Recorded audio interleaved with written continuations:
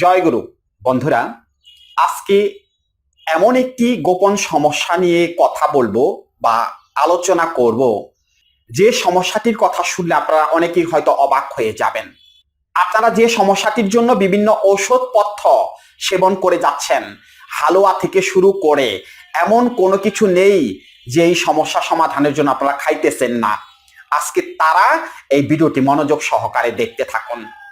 উত্থানজনিত সমস্যা অর্থাৎ erectile dysfunction, এমনিতে সব কিছু ঠিক আছে, এমনিতে উত্থান হয়, অর্থাৎ মাস্টারবেশন বা হস্তমৈথুন করার সময় উত্থান হয়, বিভিন্ন খারাপ ওয়েবসাইটে গিয়ে ভিডিও দেখার সময় উত্থান হয়, কোনো সমস্যা হয় না।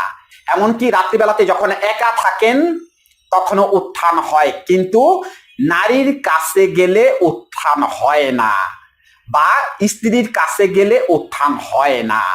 কারণটা কি, সমাধান কি করে করতে হবে, অনুরোধ করতেছি ভিডিওটি মনোযোগ সহকারে দেখতে থাকুন, কাজে লাগবে।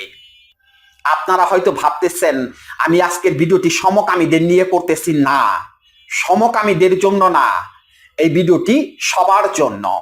অর্থাৎ যাদের উত্থান হচ্ছে না, এই যে এইরকম সমস্যা হচ্ছে, স্ত্রীর কাছে গেছেন বা নারীর কাছে গেছেন, পুরুষাঙ্গটা নিস্তেজ হয়ে ছোট হয়ে ভেতরের দিকে ঢুকে গেছে, উত্থান হচ্ছে না। আজকে তাদের জন্য এই ভিডিওটি, শুধুমাত্র তাদের জন্য। আজকে আমি কোনো ঔষধের কথা বলার জন্য আসিনি। আজকে আপনাদের আমি এমন কিছু মেসেজ দেব বা এমন কিছু তথ্য তুলে ধরার চেষ্টা করব, যেগুলো যদি আপনারা সঠিকভাবে বুঝতে পারেন এবং সমাধান করার চেষ্টা করেন, তাহলে এই সমস্যার সমাধান হয়ে যাবে উইদাউট মেডিসিন। 1 টাকার ওষুধও লাগবে না। আমাদের প্রত্যেকটা ভিডিওর পেছনে কিছু ঘটনা থাকে বা কিছু কারণ থাকে। অর্থাৎ এই যে ভিডিওটি করার জন্য আসছি, এর পেছনে কিছু ঘটনা আছে, কিছু কারণ আছে। আমি হঠাৎ করে ভিডিও করার জন্য আসি না। তার আগে হয়তো আমার সাথে কিছু ঘটনা ঘটে, কোনো রোগী হয়তো আমাকে কল করে কোনো কিছু বলে, সেই ঘটনাগুলোই আপনাদের সামনে তুলে ধরার চেষ্টা করি। আজকে সকালবেলা এক ভদ্রলোক আমাকে কল করে বলতেছে যে স্যার, আপনি আমাকে একটা হালুয়া করে দেন, আপনি এত হালুয়ার ভিডিও দেন, আমাকে একটা হালুয়া করে দেন। আমি বললাম আপনার সমস্যাটা কি? পরে বলতেছে আমার সমস্যাটা হলো আমার উত্থান হয় না। আমি বললাম একেবারে কি উত্থান হয় না? পরে বলতেছে না স্যার, আমার এমনিতে উত্থান হয়। আমি যখন একা মাস্টারবেশন বা হস্তমৈথুন করি তখন উত্থান হয়। যখন কোনো একটা ভিডিও দেখি, অর্থাৎ ওই রিলেটেড কোনো ভিডিও দেখি, তখন আমার উত্থান হয়। কিন্তু আমি বিবাহিত, আমার স্ত্রীর কাছে গেলেই আমার উত্থান হয় না। আমি বললাম এই যে আপনি আমার কাছে হালুয়ার কথা বললেন, আপনি নিশ্চয়ই এর আগে অনেক হালুয়া খেয়েছেন। পরে বলতেছে হ্যাঁ স্যার, অনেক হালুয়া খেয়েছি, অনেক। শুধু হালুয়া না, শিমুলমূল শতমূল কোনো কিছু স্যার আমি বাদ রাখি নাই। অনেক কিছু খেয়েছি, অনেক ডাক্তার কবিরাজ দেখিয়েছি, আমার এই সমস্যার সমাধান হয়নি। আমি বললাম তাহলে যে আমার কাছে হালুয়া চাইতেছেন, এটা আবার কেমন কথা হলো? আমি হালুয়া দিলেই কি আপনার সমস্যার সমাধান হয়ে যাবে? পরে বলতেছে না স্যার, আপনার প্রতি আমার একটা অন্যরকম বিশ্বাস আছে, আপনার ভিডিও আমি নিয়মিত দেখি, আপনার কথাগুলো আমার ভালো লাগে, সেই জন্য আমার কেন জানি মনে হয় আপনি একটা হালুয়া দিলেই আমার এই সমস্যার সমাধান হয়ে যাবে। আমি তখন তাকে বললাম আমি আপনাকে হালুয়া করে দিলেও আপনার সমস্যার সমাধান হবে না। আপনি আমার হালুয়া কেন, আপনি যতই হালুয়া খান কাজ হবে না। পরে বলতেছে তাহলে স্যার আপনি কি বলতেছেন, তাহলে কি আমার এই সমস্যার সমাধান হবে না?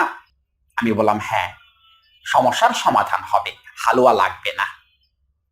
আমি তখন ওনাকে বললাম যে আপনাকে আমি কিছু কথা জিজ্ঞেস করি, আপনি আমার কাছে সঠিকভাবে কথাগুলোর উত্তর দিন। পরে বলতেছে জি স্যার আপনি বলেন। আমি বললাম আপনার স্ত্রীর সাথে সম্পর্ক কেমন? পরে বলতেছে সম্পর্ক ভালো, তবে সাংসারিক কিছু ঝামেলা থাকে, সেই ঝামেলা তো আছেই। আমি বললাম ওটা থাকবে, ওটা তো সবার ফ্যামিলিতেই থাকে, ওটা না। আমি বললাম আপনার স্ত্রীকে আপনি কতটুকু মন থেকে গ্রহণ করেন? পরে বলতেছে মন থেকে তো গ্রহণ করেছি, তা না হলে সংসার করতেছি কিভাবে? মন থেকে গ্রহণ করেছি, কিন্তু আমার স্ত্রীর এমন কিছু আচরণ আছে, এমন কিছু কথাবার্তা আছে যেগুলো আমার পছন্দ না বা আমার পছন্দ হয় না। আমি তখন তাকে বললাম যে সেই কথাগুলোই বা সেই আচরণগুলোই আপনি যখন সহবাসে যান, আপনার স্ত্রীর কাছে যান, তখন আপনার মনে পড়ে যায় না? পরে বলতেছে জি স্যার, সেগুলো আমার মনে পড়ে যায়, হঠাৎ করে সেগুলো মনের মধ্যে চলে আসে।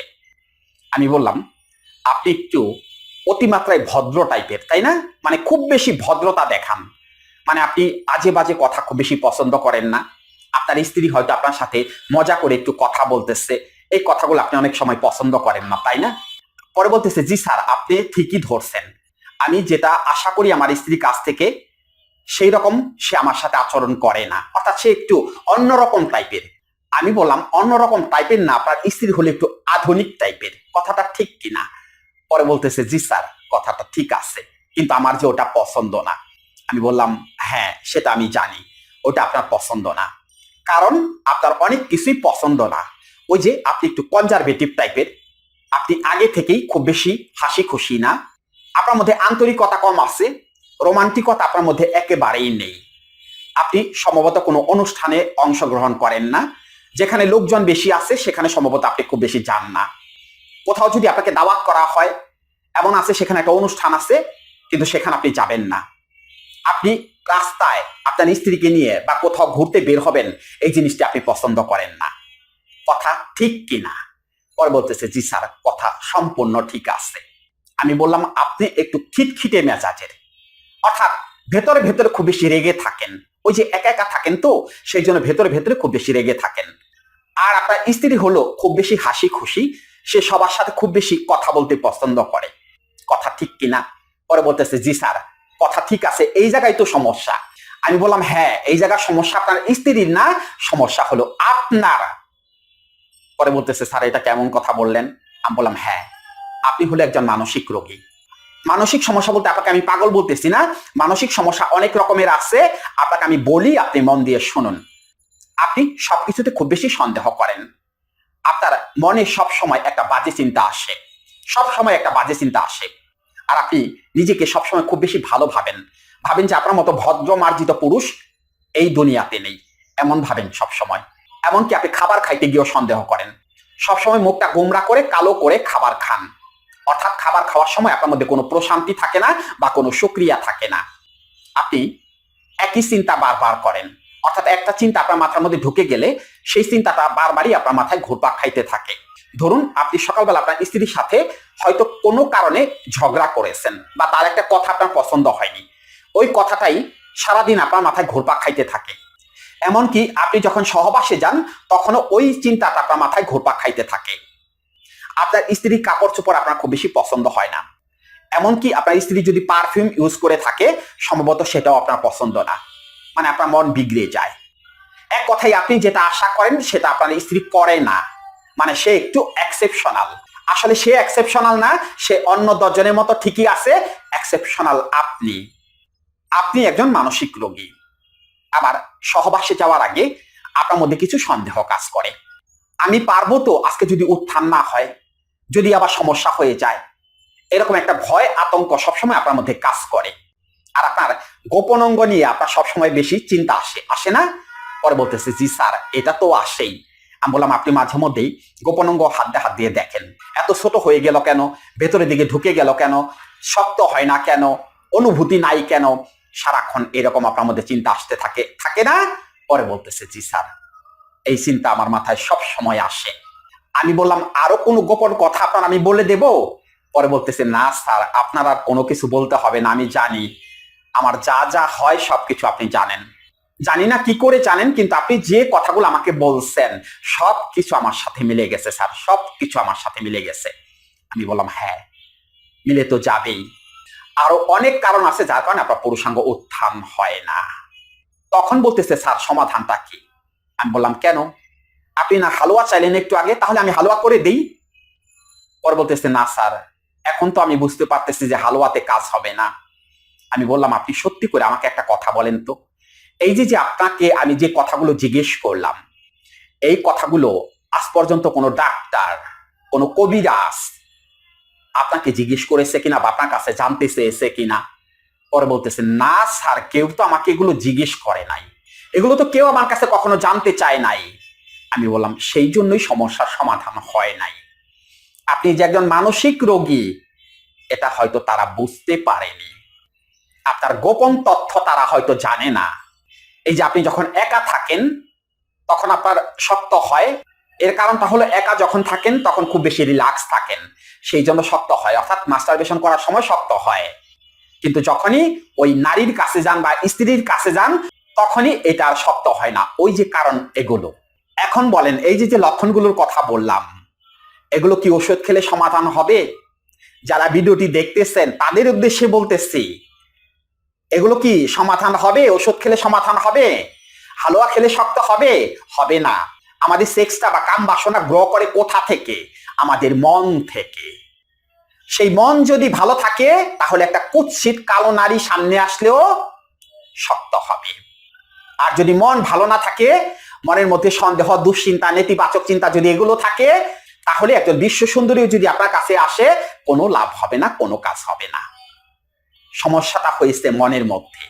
অর্থাৎ আপনি একজন মানসিক রোগী বা আপনারা হলো মানসিক রোগী। ওষুধ যতই খান আর তাবিজ যতই গলায় ঝোলায় রাখেন, কাজ হবে না। মানসিক সমস্যার সমাধান হয়ে গেলেই পুরুষত্বহীনতা বা উত্থানজনিত সমস্যার সমাধান হয়ে যাবে। ক্লিয়ার কথা, 1 টাকার ওষুধও লাগবে না। এই রোগীরা এমনিতেই সুস্থ হয়ে যাবে। শুধু এদের মনের মধ্যে সঠিকভাবে প্রশান্তিটা এনে দিতে পারলেই হয়েছে। ওটা কিসের মাধ্যমে? ওটা কোনো ওষুধ দিয়ে না, জাদু টোনা মন্ত্র করে না, ওটা হলো কনভারসেশনের মাধ্যমে, দ্যাট মিনস কাউন্সেলিং যেটাকে বলে। কাউন্সেলিং বা সাইকোথেরাপির মাধ্যমে, অর্থাৎ শুধুমাত্র কথার মাধ্যমে। ভেতরের ভুল ধারণাগুলোকে বের করে দিতে হবে, মাথা ঠান্ডা রাখার জন্য কিছু কাজ করে দিতে হবে, অর্থাৎ মনের মধ্যে যেন প্রশান্তি আসে, সেই প্রশান্তি নিয়ে আসতে হবে। আর ওই যে অতিমাত্রায় ভদ্র, কনজারভেটিভ, ওখান থেকে একটু বের করে নিয়ে আসতে হবে শুধুমাত্র কাউন্সেলিং এর মাধ্যমে।